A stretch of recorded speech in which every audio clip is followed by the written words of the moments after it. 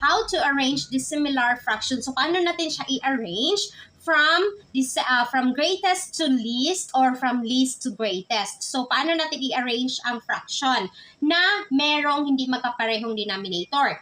Kapag sinabi nating dissimilar, ibig sabihin meron siyang hindi magkaparehong denominator. Gaya nito. So, meron siyang denominator na 4, 8, at 2. So, tinatawag natin itong dissimilar fraction. Again, ito yung tinatawag nating fraction.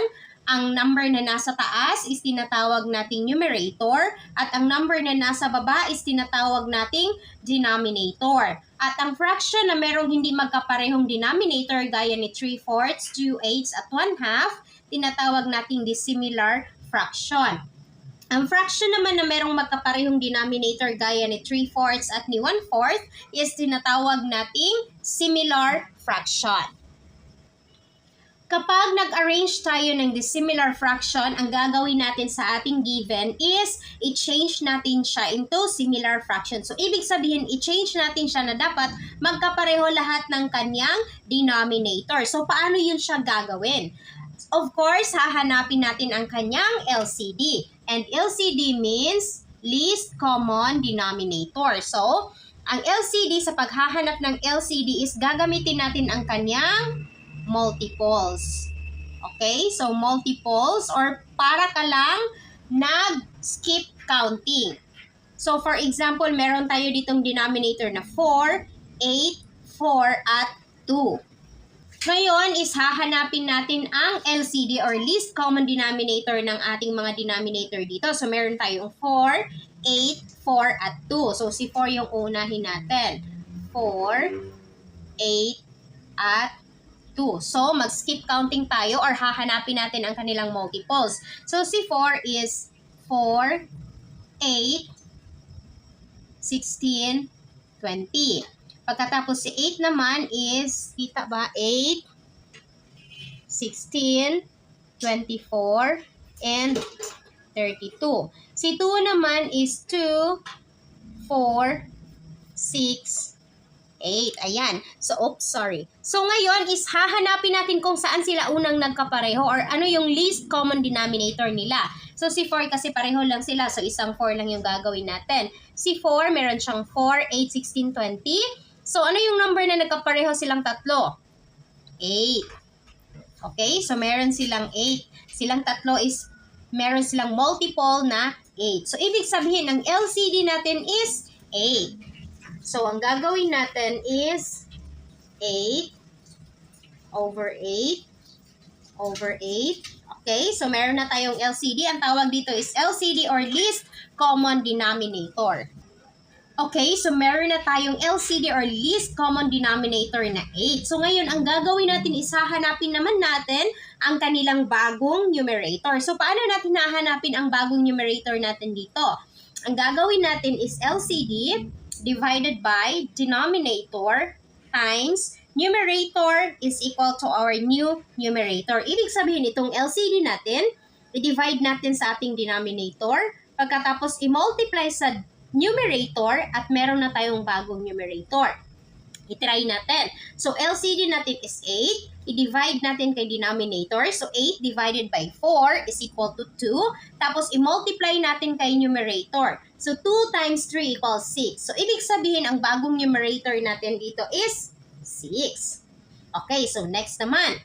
Si 8, ang LCD natin, i-divide natin sa denominator na 8, which is 1. And then, i-multiply kay numerator na 2. So, 1 times 2 equals 2. Next, denominator or LCD divided by the denominator. So, 8 divided by 4 is equal to 2 times the numerator. So, 2 times 1 is equal to 2. New numerator is 2. And then, LCD divided by the denominator. So, 8 divided by 2 is equal to 4 times the numerator. So, 4 times 1 is equal to 4. Okay? So, meron na tayong mga bagong numerator. So, ngayon, dahil meron na tayong similar fraction, pwede na nating i-arrange ang ating fraction from greatest to least. So, greatest to least tayo mag-arrange. Greatest to least. Okay? So, sa similar fraction, kapag similar fraction, ang titingnan natin is ang kanyang numerator. Ang malaking numerator, ibig sabihin yun yung may malaking value. At ang maliit naman na numerator, yun yung may maliit na value. So, titingnan natin dito. 6 8s, 2 8s, 2 8s, and 4 8s. So, saan yung may malaking numerator? Si 6. So, ibig sabihin si 6 8s yung pinakamalaki na value. So, ibig sabihin ito yung first natin. And then, saan yung kasunod ni 6? Numerator ang titingnan natin ha, hindi ang denominator kasi pareho lang sila. So, ang kasunod ni 6 is si 4. So, ibig sabihin si 4 yung pangalawang malaki natin.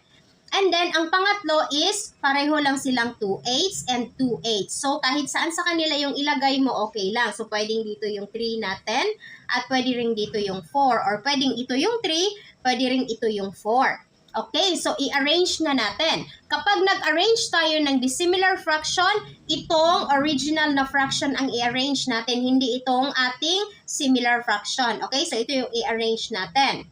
Sa pag-arrange natin dito sa dissimilar fraction, of course, ito yung babasehan natin kung saan yung greatest natin to least. So, ibig sabihin, dahil ito yung number 1 si 6 8, ibig sabihin ang number 1 natin or ang greatest natin is 3/4. So, si 3/4 yung una nating ilalagay. Okay? So, ang pangalawa naman is si 4/8. So, ang 4/8 natin is si 1/2. So, ibig sabihin si 1/2 yung kasunod na malaki. And then, ang third is 2/8. So, si 2/8 or pwedeng si 1/4. Oops, sorry. And then, lastly is si number 4, 2/8, si 1/4. Okay, so si 1/4. Kasi si 2/8 at 1/4, magkapareho lang sila ng value. Kasi kapag si 2/8 is i-reduce into lowest term mo siya, so magiging 1/4 din siya kasi 2 divided by 2 equals 1. And then 8 divided by 2 equals 4. So pareho lang sila ng value. So ito na yung arrangement mo from greatest to least. 3/4, 1/2, 2/8, and 1/4. Or pwede si 1/4 dito, si 2/8 dito. So, napakahalaga na gawin mo muna siyang similar fraction or magkaparehong kanilang denominator bago mo ma-arrange ang iyong dissimilar fraction. Ngayon is i-arrange naman natin siya from least to greatest. So, from maliit to malaki. So, una si 1/4. Baliktarin lang natin. 2/8 and then 1/2 and 3/4. Ayan. So, di ba, napakadali na lang mag-arrange kapag naka-similar fraction ang ating dissimilar fraction. Another example tayo para mas maintindihan talaga natin. So, meron tayo ditong 3/10, 4/5, 3/4, and 5/10. So, i-arrange natin siya from greatest to least or from least to greatest. So, kapag hindi natin ito gawing similar fraction, mahihirapan tayo sa pag-arrange nito. So, first is hahanapin natin ang kanyang LCD. So, hanapin muna natin ang kanyang LCD. Okay, so sa paghahanap ng LCD, again, hahanapin natin ang kanilang multiples. So, ano yung denominator natin? 10, 5, 4, at 10. So, 10, 5, 4, at 10. So, isa lang sila. Ngayon is, hanapin na natin ang kanilang multiples. So, multiples ng 10 are, skip counting lang tayo, 10, 20, 30, 40. Okay, so hanggang 4 lang tayo. Pero kapag hindi pa sila nagkapareho ng number or ng multiples, pwede tayong magpatuloy. So, 5, 10, 15, 20. And then 4, 8, 16, 20. Ayan. Oops, wala palang 12 ang ating 4. Sorry. Okay, so 4, 8, 12, 16. Okay, so 4 na siya, pero wala pa siyang kapareho dito sa dalawa. So, dadagdagan natin. So, ito yung sinasabi ko na pwede kayong magpatuloy. So, ngayon is titingnan na natin kung saan sila nagkapareho. So, pareho sila sa 20. Okay? So, ibig sabihin, ang LCD natin is 20. So, ilagay natin ating LCD dito or ang ating least common denominator na 20. Ayan. And then again, ano yung process sa pagkuha ng bagong numerator natin? Itong ating LCD or least common denominator, i-divide natin sa ating denominator. Tapos, i-multiply sa numerator, meron na tayong bagong numerator. So, gawin na natin. LCD divided by the denominator. So 20 divided by 10 is equal to 2 times the numerator. 2 times 3 equals 6. So meron na tayong bagong numerator. 20 divided by 5 is equal to 4. 4 times 4 is equal to 16. And then 20 divided by 4 is equal to 5. Times 3 is equal to 15. 20 divided by 10 is equal to 2 times 5 is equal to 10. Ayan, so meron na tayong bagong set ng fraction at tinatawag natin itong similar fraction. So ngayon is pwede na tayong mag-arrange ng fraction from greatest to least. So greatest to least. And then least to greatest. Okay? So, i-arrange na natin siya. Again, ang titingnan natin kapag nag-arrange tayo ng dissimilar fraction, gagawin natin siyang similar fraction. Pagkatapos kapag naka-similar fraction na tayo, titingnan natin ang kanyang numerator. Kung saan yung malaki, yun yung malaki ang value. Kung saan ang maliit, yun ang maliit na value. So, titingnan natin ang ating numerator sa pag-arrange ng ating dissimilar fraction. So, sa ating apat na fraction, saan yung may malaking numerator? Si 16. So, ibig sabihin, 16/20 is, ito yung ating may pinakamalaking numerator. So, ibig sabihin, ito yung pinakamalaki. Ano yung sunod ni 16? 15. So, si 15/20 ang pangalawa. And then, ano yung, anong nangyari? Wait. Ito yung pangalawa. And then, ano yung kasunod? Si 10. So, ito yung pangatlo. And then si 6 yung pinakamaliit, pang-apat.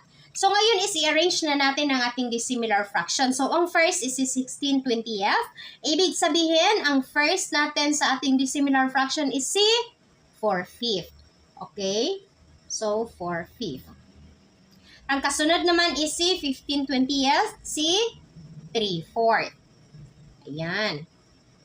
And next, ang pangatlo is si 10/20. So 5/10. 5/10. And lastly is si 6/20, 3/10. Okay, so 3/10. So, ito na yung greatest to least natin. So, 4/5, 3/4, 5/10, and 3/10. So, least to greatest naman tayo. So, baliktarin lang natin itong ating greatest to least. So, una is si 3/10, and then 5/10. Next, kita ba sa baba? Next is 3/4. Lastly is 4/5. Okay? So, ganyan yung pagka-arrange ng ating dissimilar fraction. Ayan, so ganyan lang tayo mag-arrange ng dissimilar fraction. First, ang gagawin natin is gagawin muna natin siyang similar fraction. Pagkatapos is hahanapin natin kung saan yung may pinakamalaki na numerator. Tapos, i-arrange natin sa pinakamalaki hanggang pinakamaliit or pinakamaliit hanggang pinakamalaki. Pagkatapos, ang isusulat natin is itong ating given na dissimilar fraction. At meron na tayong sagot. So, ganyan lang kadali mga ka-thrifty. See you on our next lesson. Bye!